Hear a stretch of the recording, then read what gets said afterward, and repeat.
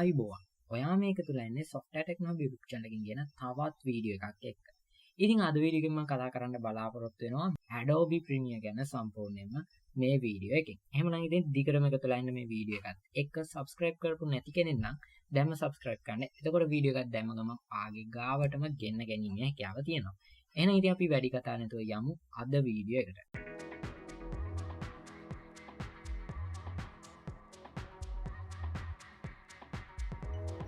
හරි ඉතින් Adobe Premiere Pro use කරන්නේ මොන version එකද කියන එක මේ වීඩියෝ එකත් එක්ක අදාළ වෙන්නේ නැහැ. ඔයා මොන version එක use කරත් මම අද කතා කරන විදිහට ඔයාට Adobe Premiere Pro සම්පූර්ණයෙන් learn කරගන්න හැකියාව තියෙනවා. ඉතින් මම use කරන්නේ Adobe Premiere Pro 2020 කියන version එක.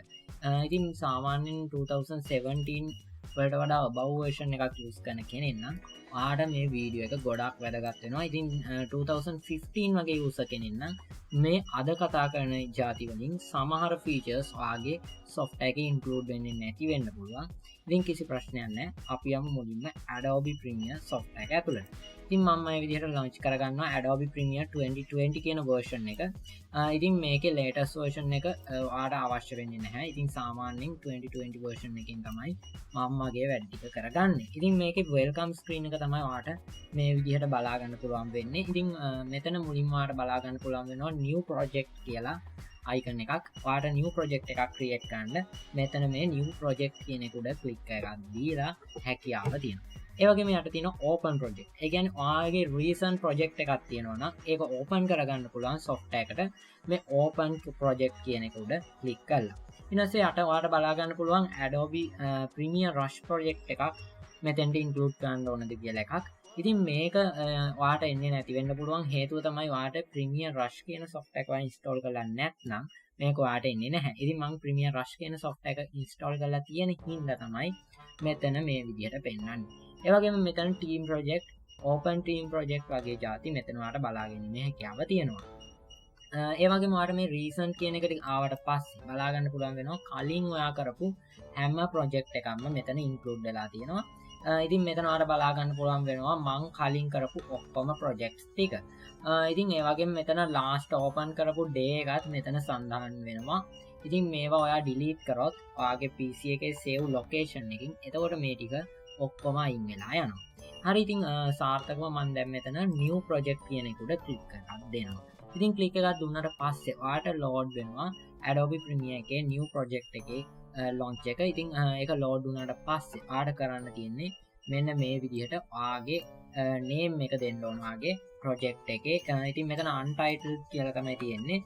මම මෙතන දෙනවා example කියලා project එක මම rename කරගන්නවා. ඒ වගේම මෙතනින් ඔයාලට පුළුවන් ඔයාගේ save location එක select කරගන්න. ඉතින් මම මෙතනින් මේ save location එකම තියාගෙන ඉවර වෙලා මෙතන OK කියන එක දෙනවා. ඉතින් OK කියන එක දෙන්න ඔයා මේ කිසිම settings වෙනස් කිරීමක් කරන්න එපා. එහෙම වෙනස් කරොත් සමහර වෙලාවට ඔයාගේ project එකේ සමහර errors එන්න පුළුවන්.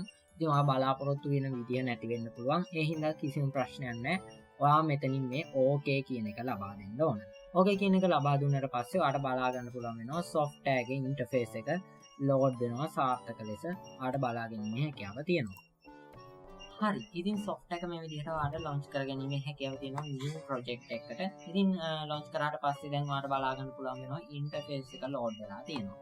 ඉතින් මෙතන උඩින් ඔයාලට බලා ගන්න පුළුවන් file ඒ වගේම edit මේ වගේ menus කීපයක් edit, clip, sequence, mask, graphic, view, window, help මේ ඔක්කොම option ටික මේ උඩින් ඔයාලට බලා ගැනීමේ හැකියාව තියෙනවා. ඒ වගේම මෙතනින් ඔයාලට learning ඒ වගේම assembly, editing, color, effect, audio, graphic, libraries කියලා workspaces කීපයක් මෙතන බලා ගන්න පුළුවන් වෙනවා.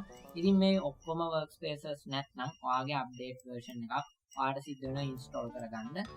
install කරගත්තට පස්සේ ඔයාට බලා ගන්න පුළුවන් මේ ඔක්කොම workspaces ටික ඔයාගේ software එක ඇතුලේ include වෙලා තියෙනවා. ඒ වගේම මෙතන ඔයාලට home button එක බලා ගැනීමේ හැකියාව තියෙනවා. මේක click කිරීම මගින් ඔයාට පුළුවන්කම තියෙනවා ඔයාගේ home button එක launch කරගන්න. ඒ කියන්නේ home එක launch කරගන්න ඔයාගේ home welcome screen එකේ තිබ්බේ ඔයා දැක්ක විදිහට මෙතන launch කරගැනීමේ හැකියාව තියෙනවා. හරි ඉතින් දැන් මෙතන ඔයාලට බලා ගන්න පුළුවන් වෙනවා media browser එක. ඒ කියන්නේ මෙතනින් තමයි ඔයාගේ medias ටික import වෙන්නේ. ඉතින් එතකොට ආර මේ මීඩියා බ්‍රවුසර් එක මෙතන පෙන්නන්නේ නැත්නම් මෙතන ප්‍රොජෙක්ට් පැනල් එක ආර කරන්න තියෙන්නේ beyond windows කියන එකට ගිහින් පල්ලෙහාට එද්දී ඔයාලට program monitor කියන එකක් බලා ගන්න පුළුවන් වෙනවා. අන්න ඒකට පල්ලෙහෙන් ඔයාලට බලා ගන්න පුළුවන් වෙනවා project කියලා එකක්. අන්න ඒකට ගියාට පස්සේ ඔයාලට බලා ගන්න පුළුවන් වෙනවා example කියලා මෙන්න මේ විදිහට එකක්. එතන ඔයා ක්ලික් එකක් දෙන්න ඕන. ඉතින් මෙතන මේ example කියලා ඔයාලට බලා ගන්න පුළුවන් වෙන්නේ මම මේ project එක rename කරේ example කියලා ඉඳලා. එහෙම නැත්නම් ඔයා project එක rename කරපු විදිහට ඔයාලට මේක බලා ගැනීමේ හැකියාව තියෙනවා. හරි ඊට පස්සේ මෙතන ඔයාලට බලා ගන්න පුළුවන් වෙනවා effects panel එක. මෙතන තමයි හැම effect එකක්ම මෙතන include වෙලා තියෙනවා. ඒ කියන්නේ ඉතින් ඔයාලට අවශ්‍ය කරන effects සියල්ලක්ම මෙතන include වෙලා තියෙනවා. Video transition, audio effects, video transitions, audio transitions වගේ જાති මෙතන ඔයාලට include වෙලා තියෙනවා බලා ගැනීමේ හැකියාව තියෙනවා. ඒ වගේම මෙතන කෙරවලින් තියෙනවා effects controls tab එක. effect control tab එකේ ආර බලා ගන්න පුළුවන් වෙන්නේ නැහැ දැන් මෙතන timeline එකක් නැති හින්දා ඒක තිබ්බනම් ඔයාලට මෙතන බලා ගන්න හැකියාව තියෙනවා. ඊට පස්සේ media browser එක. media browser එකෙන් තමයි ඔයාලට අවශ්‍ය කරන files ටික import කරගන්න සිද්ධ වෙන්නේ. ඉතින් මෙතනට ගිහින් ඉවර වෙලා ඔයාලට පුළුවන් ඔයාලට අවශ්‍ය කරන වීඩියෝ එකක්, asset එකක්, template එකක් මෙතෙන්ට import කරගන්න. ඉතින් ඒක ඔයාලට සාර්ථකව මේ විදිහට කිරීමේ හැකියාව තියෙනවා. ඊට පස්සේ මෙතන ඔයාලට source monitor එක බලා ගැනීමේ හැකියාව තියෙනවා. ඉතින් මේ interface එක මේ විදිහට මගේ බලා ගන්න පුළුවන් වුණත් ඔයාගේ Adobe Premiere Pro software එක ඔයා launch කරද්දී මේ විදිහට නෙවෙයි ඔයාලට බලා ගන්න පුළුවන් වෙන්නේ සමහර වෙලාවට. ඉතින් මේ workspaces ඔයාලට ඕන තැනකට මේ විදිහට drag කරන් අරන් යන්න පුළුවන්. අන්න ඒ විදිහට ඔයාලට කැමති තැනකට මේ ටික අරන් ගියාට පස්සේ තමයි ඒ විදිහට මම මගේ workspaces customize කරලා තියෙන විදිහට තමයි මේ විදිහට ඔයාලට බලා ගන්න පුළුවන් වෙන්නේ. ඒ වගේම මෙතන ඔයාලට බලා ගන්න පුළුවන් වෙනවා timeline එක. ඉතින් මෙතන no sequence කියලා තමයි වැටලා තියෙන්නේ. ඒ කියන්නේ තාම මම timeline එකක් create කරලා නැති හින්දා. ඒ වගේම මෙතන උඩින් ඔයාලට බලා ගන්න පුළුවන් වෙනවා program monitor එක. ඉතින් program monitor එකේ කිසිම දෙයක් මෙතන include වෙන්නේ නැහැ. එතනවත් ඔයාලට බලා ගන්න පුළුවන් වෙනවා no sequence කියලා එකක් මේ විදිහට appear වෙලා තියෙනවා. ඒ වගේම වැදගත්ම එකක් තමයි essential graphic panel එක කියලා කියන්නේ. මෙතන තමයි ඔයාලට අවශ්‍ය කරන video titles, transitions වගේ graphic ඔක්කොම include වෙලා තියෙන්නේ. ඒ වගේම මෙතන පැත්තෙන් ඔයාලට බලා ගන්න පුළුවන් වෙනවා මෙන්න මේ විදිහට අපේ main tools ටික. මෙතන text tool එක තියෙනවා, ඒ වගේම hand tool එක තියෙනවා, pen tool එක තියෙනවා, sweep tool එක, ඒ වගේම eraser tool එක, ඒ වගේම තවත් selection tool එක වගේ જાති ඔයාලට මෙතන බලා ගැනීමේ හැකියාව තියෙනවා. ඒ වගේම ඔයාලට මෙතනින් window කියන එකට ගියාට පස්සේ ඔයාලට නිස්විච්ච මොකක් හරි monitor එකක් තියෙනවා නම් ඔයාලට පුළුවන් මේ ටික් එකක් appear කරලා මෙතෙන්ට ඒ අවශ්‍ය දේ මෙතෙන්ට import කරගන්න. ඉතින් මම දැන් මේ import media to start කියන එක උඩ double click කරගන්නවා. double click කරාට පස්සේ ඔයාලට බලා ගන්න පුළුවන් වෙනවා මගේ computer එක open වෙලා ඉවර වෙලා මට project එකක් මෙතෙන්ට start කරන්න මට media එකක් import කරගන්න මේ හැකියාව තියෙනවා. ඉතින් මම මේ විදිහට මෙතෙන්ට පුංචි video file එකක් import කරගන්නවා මෙන්න මේ ආකාරයට. ඉතින් මම මෙතෙන්ට සාමාන්‍ය සරල screen recording එකක් මෙතෙන්ට තෝරගෙන මේ open කියන එක ලබා දෙනවා. open කියන එක දුන්නාට පස්සේ ඔයාලට බලා ගන්න පුළුවන් වෙනවා මෙන්න මේ විදිහට ඔයාගේ files ටික import වෙලා යනවා. import වෙලා process වුණාට පස්සේ ඔයාලට project panel එක උඩ බලා ගන්න පුළුවන් වෙනවා මෙන්න මේ ආකාරයට ඔයාගේ video file එක. ඉතින් තාම මේ timeline එකක් අපි හදාගෙන නැහැ. ඒ හින්දා තමයි මෙන්න මේ විදිහට ඔයාලට මේ එක බලා ගන්න පුළුවන් වෙන්නේ. ඉතින් timeline එකක් create කරන්න ඔයාලට සරලවම කරන්න තියෙන්නේ control එක n press කරන්න. ඉතින් ඔයා Mac user කෙනෙක් නම් ඔයාලට පුළුවන් command + n press කරන්න. press කරාට පස්සේ ඔයාලට මෙන්න මේ වගේ new sequence එකක් create කරන panel එක මේ විදිහට open වෙනවා. මේකෙන් ඔයාලට පුළුවන් මෙතෙන්ට sequence name එකක් දීලා ඉවර වෙලා මේක open කරගන්න. ඉතින් මම ඒක මේ විදිහට close කරගන්නවා. close කරගෙන මේ video file එක සරලව මෙතෙන්ට drag and drop කරගන්නවා. ඒකෙන් ඔයාලට මේ video file එකට ගැලපෙන විදිහ sequence එකක් create කරගන්න හැකියාව තියෙනවා. ඉතින් එතකොට ඔයාගේ video එක වාසි ආට ආයෙ වෙනමම ආගේ video එක render කරන්න අවශ්‍යතාවයක් එන්නේ නැහැ. ආගේ video එක මේ විදිහට properly කස්ටමයිස් වෙලා තියෙනවා. එතකොට තමයි වාගේ වීඩියෝ එක ලස්සනට ස්මූත්ලි ප්ලේ වෙනවා වගේ જાති ඔයාලට බලා ගන්න හැකියාව ලැබෙන්නේ. ඉතින් ඔයාලට බලා ගන්න පුළුවන් වෙනවා මෙතන වීඩියෝ ට්‍රැක්ස් ඒ වගේම ඔඩියෝ ට්‍රැක්ස් සෙපරේට්ලි මැනේජ් වෙලා තියෙනවා මෙන්න මේ ආකාරයට. ඉතින් ඔයාගේ ටයිම්ලයින් එක ගැන කතා කරොත් ඔයාලට පුළුවන් කන්ට්‍රෝල් ප්‍රෙස් කරගෙන ඔයාගේ ස්ක්‍රෝල් වීල් එක කරකවලා මෙන්න මේ විදිහට මේකේ උඩ පහළ යන්න. ඒ වගේම ඔයාගේ ස්ක්‍රෝල් වීල් එක විතරක් කරකුවොත් ඔයාලට පුළුවන්කම තියෙනවා ටයිම්ලයින් එකේ එහෙම යන්න මේ විදිහට පාට අවශ්‍ය වෙන විදිහට. ඒ වගේම ටයිම්ලයින් එකේ බොටම් එකේ තියෙනවා ඔයාලට බලා ගන්න පුළුවන් වෙනවා මෙන්න මේ වගේ පුංචි බාර් එකක්. ඒකෙන් ඔයාලට පුළුවන් මැනුවලි මේ විදිහට ඔයාලට ටයිම්ලයින් එකේ අවශ්‍ය තැනට මේ විදිහට සෙපරේට්ලි ගමන් කරන්න. ඒ වගේම කන්ට්‍රෝල් එක ඔයාගේ කීබෝඩ් එකේ කන්ට්‍රෝල් ඔෆ් කමාන්ඩ් යූස් කරලා ඔඩියෝ ට්‍රැක්ස් පවා මේ විදිහට ඔයාලට ස්ක්‍රෝල් කර ගැනීමේ හැකියාව තියෙනවා. ඒ වගේම Alt key එක ප්‍රෙස් කරලා ඉවර වෙලා ඔයාලට අවශ්‍ය ට්‍රැක් එක උඩ ක්ලික් කරගෙන Alt key එක ප්‍රෙස් කරලා ඔයාගේ ටයිම්ලයින් එකේ ස්ක්‍රෝල් වීල් එක කරකවුවොත් ඔයාලට බලා ගන්න පුළුවන් වෙනවා මෙන්න මේ විදිහට ඔයාගේ වීඩියෝ එක මේ විදිහට ලාර්ජ් වෙනවා. වීඩියෝ එක ලාර්ජ් වෙලා තියෙනවා ඔයාලට බලා ගැනීමේ හැකියාව තියෙනවා. ඉතින් මේක ස්මූත්ලි ඔයාගේ වීඩියෝ එකක් සාමාන්‍ය එඩිට් කරනකොට සාමාන්‍ය ට්‍රැක්ස් කීපයක් එඩිට් කරනවා නම් මේක ටිකක් අපහසුයි මේ වගේ ඔයාගේ ට්‍රැක් එකක් මේ වගේ විශාල වෙන එක. ඉතින් සාමාන්‍යයෙන් මේ විදිහට ඔයාලට ඔයාගේ ට්‍රැක්ස් ප්‍රමාණය අඩුයි නම් මේ විදිහට ඔයාලට මේක යොදා ගැනීමේ හැකියාව තියෙනවා. හරි ඒ වගේම තමයි ඔයාගේ ඔඩියෝ ට්‍රැක්ස් පවා Alt key එක ප්‍රෙස් කරගෙන මෙන්න මේ විදිහට ඔයාලට zoom කිරීමේ හැකියාව තියෙනවා. ඒකෙන් ඔයාලට පුළුවන් ඔයාලට අවශ්‍ය වෙන විදිහට මේ ටික හදා ගන්න. ඒ වගේම ඔයාලට මේ ප්‍රොජෙක්ට් පැනල් එකට ගියොත් බලා ගන්න පුළුවන් වෙනවා මෙන්න මේ විදිහට ඔයාගේ ටයිම්ලයින් එක ක්‍රියේට් පිච් එක මෙන්න මේ ආකාරයට මෙතන පෙන්නනවා. ඉතින් ඒකෙන් ඔයාලට පුළුවන්කම තියෙනවා මේ ටයිම්ලයින් සීක්වන්ස් එක ඩිලීට් කරන්න අවශ්‍ය නම් මෙතන මේක උඩ ක්ලික් කරලා ඩිලීට් කී එක දීලා ආට අවශ්‍ය නම් මේක ඩිලීට් කරගැනීමේ හැකියාව තියෙනවා. හරි ඊළඟට අපි කතා කරන්න යන්නේ කලර් පේජ් එක ගැන. ඉතින් කලර් පේජ් එකට ඔයාලට පුළුවන් මෙතන උඩ වර්ක් ස්පේස් වලින් කලර් කියන එකට ක්ලික් එකක් දීලා ඉවර වෙනවා. මේ කලර් පේජ් එකට එන්න. එහෙම ඔයාලට මේ කලර් පේජ් එක නැත්නම් ඔයාගේ version එකේ ඔයාලට පුළුවන් window කියන එකට ගිහින් ඉවර වෙලා lumetri color සහ lumetri source කියන දෙක උඩ ක්ලික් එකක් දෙන්න. එතකොට ඔයාලට කලර් පේජ් එකේදී තියෙන වර්ක් ස්පේසස් ටික ඒ විදිහටම මැනේජ් කරගැනීමේ හැකියාව තියෙනවා. හරි ඉතින් දැන් මම මෙතෙන්ට ඉම්පෝර්ට් කරගන්නවා කලර් ග්‍රේඩ් කරන්න අවශ්‍ය කරන අදාළ ඉමේජ් එකක්. ඉම්පෝර්ට් කරගෙන ඉවර වෙලා මම මේ ඉමේජ් එක මේ විදිහට ටයිම්ලයින් එක උඩට drag and drop කරගන්නවා මෙන්න මේ ආකාරයට. drag and drop කරලා ඉවර වෙලා මම මේක මේ විදිහට right click කරලා ඉවර වෙලා set to the frame size කියන එක ලබා දෙනවා. ලබා දුන්නට පස්සේ මේ විදිහට ඔයාලට බලා ගැනීමේ හැකියාව තියෙනවා. මම use කරපු JPG image එක. ඉතින් මම මේ විදිහට ටයිම්ලයින් එක පොඩ්ඩක් ස්කේල් කරගෙන ඉවර වෙලා මේ ගානට අරන් යනවා.